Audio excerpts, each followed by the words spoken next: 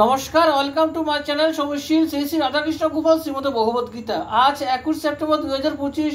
আমি শ্রী শ্রী চৈতন্য চরিতামৃত আদি লীলা দ্বিতীয় পরিচ্ছেদের 17তম বাবার্থের 39 পৃষ্ঠার কিছু অংশ পাঠ করছি।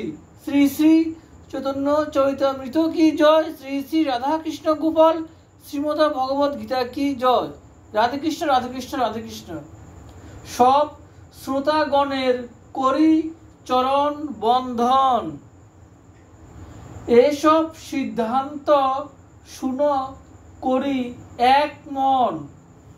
সিদ্ধান্ত বলিয়া চিত্তে না করো অলস, ইহা হইতে লাগে কৃষ্ণে সুদৃঢ় মানস।